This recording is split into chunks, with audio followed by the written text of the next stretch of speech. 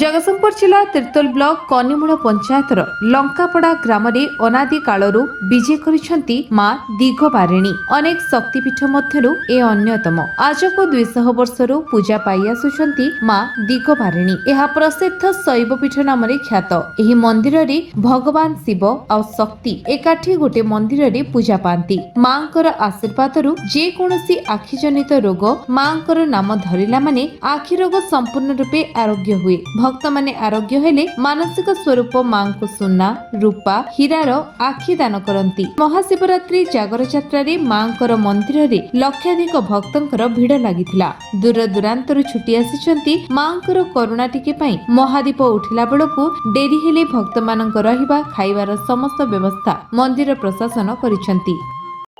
दर्शक बंधु आम बर्तमान आसी पहुंचीचु जगतसिंहपुर जिलार आमर दिगबारिणी माँ दिगबारिणी पीठरे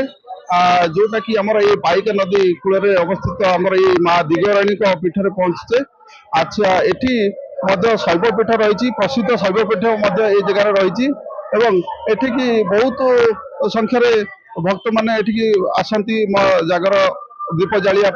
एवं मानसिक रखती एवं आउ गोटे कथा भी ये रही जे जो माँ आराध्य देवी माँ आमर अधिष्ठात्री देवी जो दिगबारिणी रही लोक मैंने मानसिक करती आखिर जो असुविधा है तार मानसिक माने करती आम शुणुचु चलतु एवं आम पचारि बुझा तार जो उद्योक्ता अच्छा आमर मंदिर पाखे से आमको टिके विशेष विवरण देवे ये मंदिर विषय एवं कहे केमी नीतिगति आज रही सका एपर्यंत आम नीति केमी कौन रही मंदिर भितर चलतु बुझा। मो ना सरोज कुमार पति मु ये मंदिर हिसाब रक्षक दायित्व तुले आसूँ जदियो मो घर यही निकट में कि मु कटक रहे मुझे अवसर प्राप्त प्रधान शिक्षक मंदिर दायित्व तुले आसूँ ये मंदिर आर किंवदंती बहुत विस्तीर्ण यार आपने जदि ओडिशा इतिहास पढ़े ओडिशा इतिहास जानिया पाइबे हर्षवर्धन के समय राजत्व समय जो हिंसा भारत भ्रमण आसी से दिगबारिणी पीठ दे से जाते प्रत्यावर्तन करते प्रत्यावर्तन करने समय सी बरण समुद्र था सी बरण लिखिं से नाविक मान पाखर शुणती जे जिते आम डीप ओशन जहाज नहीं नौका नाविक नहीं जाऊ से आमको केवल माँ दिगबारिणी साहा भरसा होता तेणु ये दिगबारिणी भारी प्रख्यात कालक्रमे बंगोपसागर दूर को घुंचीगला दिगबारिणी प्रतीयमान हेले ये पीठर गोटे विशेषत्व हूँ ये पीठर विशेषत्व जे जदियो ये गोटे बड़ शक्तिपीठ एटी किंतु एक संगे शक्ति और शिवंकर आराधना करा जाय शिव शक्ति पाखरे शिव विराजमान अच्छा तेणु ये महाअष्टमी पूजा तेणु शारदीय पार्वण पूजा आपर पालन करा जाय शिवों महाशिवरात्रि पालन करा जाय तेणु प्राय ओडिशा रे अन्य कौन सी मंदिर देखा जाए ना मुझे कहीपरि कि दिगबारिणी सेतु गोटे अन्यतम जो एका संगे हर पार्वती पूजा करा जाए शिवरात्रि दिन यहाँ बहु आपान काल चली आसी तेरे मुझे मंदिर बाबद जी न जानी मंदिर आगर गोटे शिला लेखा था जो शिला लेखा कहूला जे द्वितीय दिव्य संघ देव नवम अंक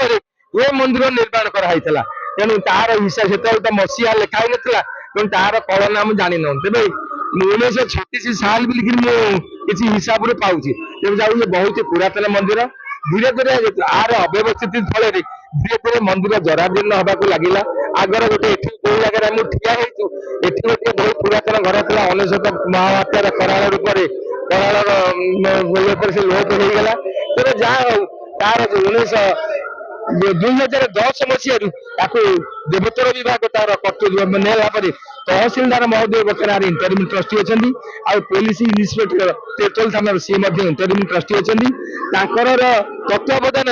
ये मंदिर बर्तमान एत बाट उन्नतिमूलक कार्य मान हो पार्टी जनसाधारण अकुंठ दान रही त्याग रही जदिव आंचलिक लोक विशेष किसी सहयोग करना लोक मान मोटामोटी कहया गले लोक मान साहय सहयोग सहानुभूति सबुत ये मंदिर गढ़ी उठुଛି नहीं आज आज आज भक्त मान आज व्यवस्था कर खाइबार व्यवस्था कराइला जो मैंने दूर दूरांतर भक्त आसी बहुत दूर केन्द्रापड़ा आली राजकनिक आसी होटेल सुविधा ना ଏଠି ଖାଇବାର ବ୍ୟବସ୍ଥା କରାଯାଇଥିଲା, ଯେଉଁମାନେ ଫ୍ରିରେ ଆସି ଖାଇକି ଯାଇଛନ୍ତି। ପ୍ରାୟ 400-500 ଲୋକ ଏଠି ଖାଇକିରି ଫ୍ରିରେ ଯାଇଛନ୍ତି। ଆଉ ରାତି ପାଇଁ କୌଣସି ଆଉ ଖାଇବାରେ ବନ୍ଦୋବସ୍ତ ନାହିଁ। ଆଉ ରାତି 12-11ଟା ସୁଦ୍ଧା ଆର ମହାଦୀପ ପୂଜା ହବ। ମହାଦୀପ ଭୋଗ ଖାଇକି ଲୋକମାନେ ଯେ ବାଟରେ ଯା ଘରକୁ ଫେରିବେ। କିଛି ଲୋକ ରାତିରେ ରହିଯିବାର ସମ୍ଭାବନା ଅଛି, ଦୂର ଲୋକ ଯାଇପାରିବେନି। ସେଥିପାଇଁ ଆମର ଆନନ୍ଦ ମଣ୍ଡପରେ ଉପର ଅଂଶ ଗୋଟେ ଖୋଲା ଘର ବିଲ୍ଡିଂ ଗୋଟେ ଫାଙ୍କା ରଖାଯାଇଛି, ଯେ ସେମାନେ ସେଠି ରାତିରେ ମଧ୍ୟ ବିଶ୍ରାମ ନେଇପାରିବେ। ରହିବାର କୌଣସି ଅସୁବିଧା ହବ ନାହିଁ। ବେଶ ହଁ, ଏଇଟା ଶୁଣାଯାଏ ନାହିଁ, ଏଇଟା ହଉଛି ବାସ୍ତବତା। ଲୋକମାନେ ବହୁ ଦୂରରୁ ବିଶ୍ୱାସ ନେଇକି ଆସନ୍ତି। ତାର ଚାକ୍ଷୁଷ ପ୍ରମାଣ ମଧ୍ୟ ଅନେକ ଅଛି, ଯେ ଯାହାର ଆଖିର ରୋଗ ହେଇଥାଏ ଏଠି ତ କୌଣସି ଔଷଧ ଦିଆଯାଏ ନାହିଁ କି କିଛି କରାଯାଏନି, କେବଳ ଆରାଧନା। ସେବାୟତ ମାନେ କିଛି ଗୋଟେ ପ୍ରକାର ମେଡିସିନ ବିକନ୍ତି, ଆଖିର ଅଞ୍ଜନ। ଯାହା ହଉ ସେମାନେ ବିଭିନ୍ନ ପ୍ରକାର ଫଳର ମଞ୍ଜି, ଚେର, ମୂଳି ଇତ୍ୟାଦିକୁ ସଂଗ୍ରହ କରି ସେ ଗୋଟେ ମେଡିସିନ ପ୍ରସ୍ତୁତ କରନ୍ତି। ସେ କେତେ କାହିଁ ସେ କାମ ଦିଏ, କିନ୍ତୁ ପ୍ରାୟ ଦେଖିବାକୁ ଗଲେ ଦିଗବାଣୀଙ୍କୁ ଯିଏ ସତ୍ ହୃଦୟରେ ନିଷ୍ଠାର ସହିତ ଡାକିଛି, ସେ ତାର ଆଖି ପାଇଁ ନିଶ୍ଚିନ୍ତ ଭଲ ହବ। କେବଳ ଯେ ଆଖି ଥୁଆ ନୁହଁ, ସିଏ ଦିଗ୍ଦର୍ଶକ ମଧ୍ୟ। ସେ ଦିଗ ଦେଖାନ୍ତି। ଖାଲି ଆପଣ କୌଣସି ବାଟ ପାଉନାହାନ୍ତି, କୋଉ କାମ କରିବେ ଜାଣିପାରୁନାହାନ୍ତି, ଏଇଟା ଭୁଲ ହବ କି ସେଟା ଭୁଲ ହବ, ଆପଣ ଦିଗବାଣୀଙ୍କ ଆଶ୍ରୟ ନିଅନ୍ତୁ। ମୁଁ ଗ୍ୟାରେଣ୍ଟି ସହକାରେ କହିବି, ଆପଣଙ୍କୁ ଠିକ ରାସ୍ତା ଦେଖାଇ ଦିଆଯିବ। ଆମେ କେବଳ ଲୋକଲୋଚନ କହନ୍ତି ଆଖି ଦୋଷ, ଆଖି ସାଙ୍ଗରେ ଇଏ ଦିଗ୍ଦର୍ଶନ ଦିଅନ୍ତି। ଆପଣ ଗୋଟେ ଏଇ କାମଟା କରିବାଟା ଉଚିତ, ଆରେ କାଳେ ସେ ଖରାପ ଭାବିଯିବ, ମୋ ପୁଅକୁ ଯଦି ଚାହିଁବି ଝିଅ କାଳେ ଖରାପ ଭାବିଯିବ। ସେ କ୍ଷେତ୍ରରେ ଆପଣ ଯଦି ଦିଗବାଣୀଙ୍କ ଶରଣାପନ୍ନ ହେଇଯିବେ, ଆପଣ ରାତିରେ ନିଶ୍ଚିତ ଭାବରେ ଜାଣିପାରିବେ ନାଇଁ ଏଇ ରାସ୍ତାଟା ଗଲେ ମତେ ସୁଗମ ଆଉ ସହଜ ହବ। ଇଏ ଦିଗ୍ଦର୍ଶକ ମଧ୍ୟ। ତିର୍ତ୍ତୋଲ ପ୍ରଶାନ୍ତ ଦାସ, ରଘୁନାଥପୁରରୁ ମନୋଜ କୁମାର ଜେନା, ଏରସମାର ନୃସିଂହ ମଲ୍ଲିକଙ୍କ ସହ କ୍ୟାମେରା ପର୍ସନ ସାର୍ଥକ ମଲ୍ଲିକଙ୍କ ରିପୋର୍ଟ, ବିଶ୍ୱ ବିଜୟ ନ୍ୟୁଜ ଓଡ଼ିଶା।